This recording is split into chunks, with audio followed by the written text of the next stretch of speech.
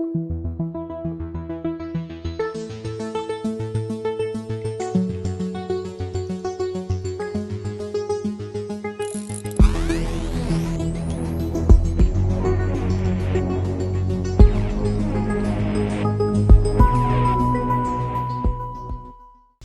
I don't look at this podcast that I do or the radio program I used to do over the years as a medium of education.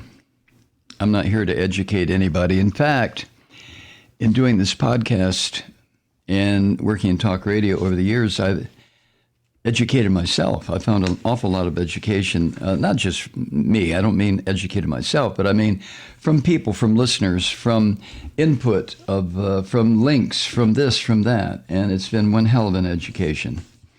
So what I'm about to share with you is not intended to educate you, just to open a little door that you may not know about. I don't know if you're familiar with the term Karen.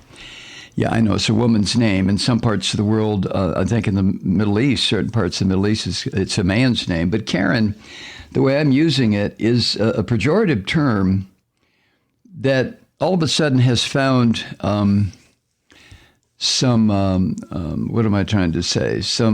Some purchase in English, in American English slang. It's a term for women, white women, who act as though they're entitled to or to demand things beyond the scope of what is normal because of their race or their gender or whatever.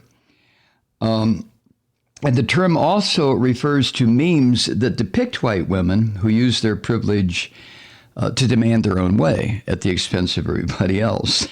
And so I want to share this with you, okay? This is from the BBC. And I found it very interesting. Last summer, Domino's Pizza in Australia had to issue an apology over a promotion it ran on television there and New Zealand. They were offering free pizzas to, quote, nice Karens, end quote. Now, I would imagine the people who wrote ad copy or did certain ad campaigns for Domino's probably didn't understand the full meaning of the term Karen. They referred to them as nice Karens, but there's something lacking. The company didn't pick out the name Karen at random. That name in recent years has become a widespread meme referencing a specific type, I should say, of middle-class white woman who exhibits behaviors that stem from privilege. Now, if you're a white woman and you consider yourself in the middle class and you're listening to this podcast, I'm not talking about you. I don't think. So don't get your bloomers in a wad over this, okay? Now, to give some examples, Karen, the term Karen, is associated with the kind of people who demand I want to speak to the manager in order to make it rough on service workers, a food server or a clerk or someone who works in the store. A Karen is also somebody who's anti-vaccination. That's right. Who carries out these little racist microaggressions, such as asking to touch black people's hair. Oh, Christ almighty. Does that still happen? Can I touch your hair? Your hair, your hair looks funny. Can I touch? Jesus, God. Anyway, but a predominant feature, according to BBC, of the Karen stereotype is that they weaponize their relative privilege against people of color. For example, when they make police complaints against black people for minor or in some cases, lots of cases, just bullshit infringements, stuff that hasn't really happened, like the woman in Central Park who screeched and screamed and farted and wheezed and got on her phone. I'm calling the police. He's attacking me. The guy was jogging. It's just, to be a Karen is to be somebody that is highly irritating to all sorts of people, including a lot of us Caucasians. And in recent months, that meme has evolved into something new. It's called a coronavirus Karen. How's that? Now, as you can guess, this particular form of Karen is one who refuses to wear a face covering when she goes into shops or a restaurant or to pick something up. She just won't wear it. She won't stick to the quarantine requirements. And she thinks the whole pandemic thing is overblown. Oh, this is just so unnecessary. Now, as this meme is becoming increasingly mainstream, you're going to get a backlash, and it's begun. Some folks are now arguing that it's sexist and, to a lesser degree, ageist. Well, so where does it come from? All right, here you go. According to the BBC, its exact origins are uncertain, but the meme became popular a few years ago as a way for people of color, particularly Black Americans, to satirize the class-based and racially charged hostility that Black folk in this country face all the time. Whether it's obvious or subtle, whether it's spoken or unspoken, either you have to be a very observant white person like me, or you have to be a person of color like not me to understand what I'm talking about here. I've paid attention to this, and the reason I've paid attention to this kind of racial horror is because I've had a couple of friends over the course of my life who have insisted that I become aware of it. And so I did. Now, as the BBC points out, over the last decade, though, it's become easier to video these confrontations on our smartphones. And they usually turn out incidents that started to be captured on camera and uploaded to social media with far greater ease now. I mean, it's very easy to put this stuff after you've videoed it? Yeah, recorded it, thank you. A woman calling the police when a Black 8-year-old child was selling water without a permit, for example. Do you remember that case? Jesus Christ. Now, when these videos inevitably go viral, people online would assign the perpetrators commonplace names that chimed with the situation. The woman who complained about the young water seller was dubbed Permit Patty, right? Little kid didn't have a permit, for Christ's sake. Another woman who called the police when a Black family was having a barbecue was named Barbecue Becky. And a white woman who called 911 on a Black dad at a football match while sitting in a golf cart, she was called Golf Cart Gail. You see how this works, right? Now, this trend probably broke through and into public awareness beyond the groups who were using it against stupid white people around 2018. And eventually all these names became distilled into one or two of the most popular, including Karen. Now, I always liked the name Karen. When I was in third, fourth, and fifth grade, I was just so in love with a girl named Karen that I thought I was just going to die if I could immediately marry her. I was 8 years old. So I've always liked the name Karen. But let me continue. The term Karen also became synonymous, apparently, and I didn't know this, with a particular type of hairstyle. Specifically, the short, kind of choppy cut sported by U.S. reality TV personality Kate Gosselin. Remember who? Remember her? Back in 2010. Kate and 8, or I Have 20 Children, or whatever the hell that show was about.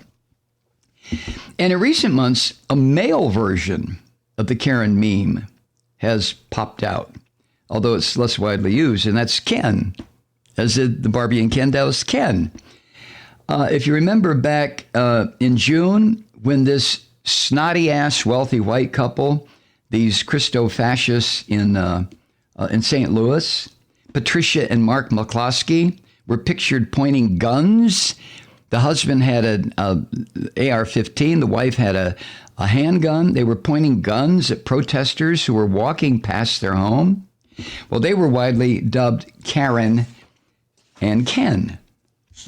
So the term Karen, It's taken on specific meaning. God knows we live in a time when everything takes on specific meaning, which in some instances, well, it should. How are we to sort stuff out, especially white folk? I'm not saying we're the only ones guilty. Black folk have their shit. Asian people have their shit too. I'm just talking. I can only talk from a white perspective because that's how I was born. That's how I was brought up in this country. And I fully claimed and admitted to the racist attitudes that were inculcated in me to a degree. That's like a Catholic, a kid who's forced to be a Catholic. That kid never gets over it. He may struggle against it. She may do everything she can to get away from Catholicism until she finally does. Well, the same thing applies to the racist attitudes. You really have, if you're a white person in this country, you really, really have to actively struggle and fight and scream and yell inside yourself to get away from this shit. And even then, chances are you're not going to fully succeed.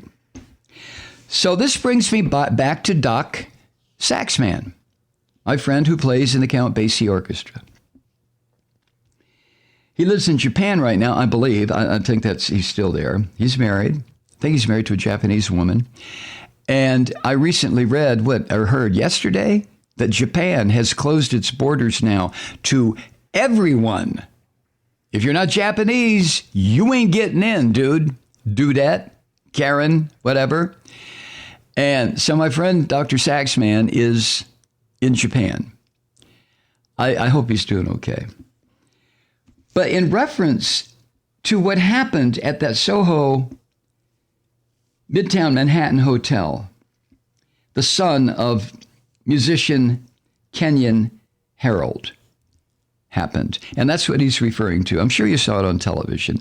The Karen, skinny little white woman, just dressed so, starts screaming and yelling for the manager because the black kid stole her cell phone.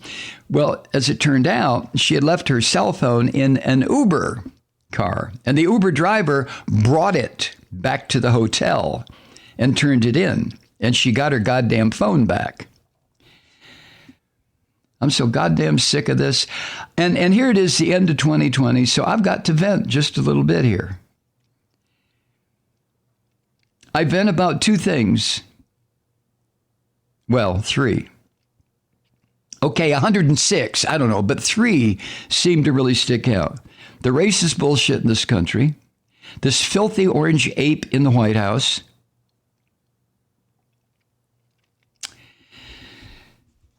and, of course, Christian fascism.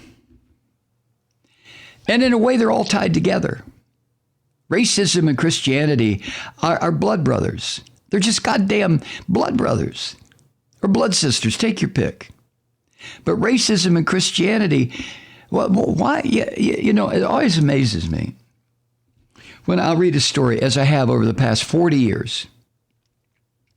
Ever since I became aware of Malcolm X, ever since I read Haley, Alex Haley's book, The Autobiography of Malcolm X. Ever since I became aware of Malcolm X, they used to call him Red.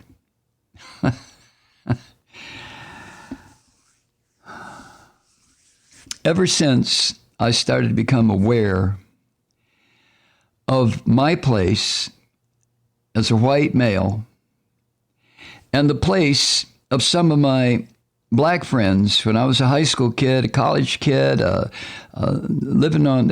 out on the street, living alone, being married, being divorced, as I got to know my peers who were dark-skinned. I knew exactly what white people thought, what white men thought. Oh, I know exactly what white men thought. And not of a certain age necessarily, although I know more what people or white males over the age of 65 think, because I'm in that demographic. But I also know what white males below that age think, because I've been paying attention, because I've had to. Because I work in this kind of a media job, I guess you can call it. But I've watched this shit over the years, and even allowing for the fact that I had no control over what was put into me as a child. about religion or race. I had no control over it. And people who did have control over me had a sponge. My brain was a sponge. Every child's brain is a sponge, and it's going to absorb, and it's going to take it in.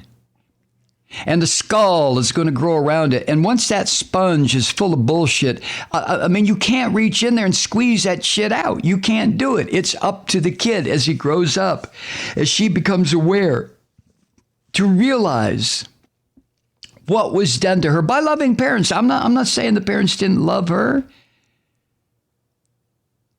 but they sure as hell gave her or gave him some bullshit to operate with. And look what has happened. Look at us. Look at us. Look at us. God damn.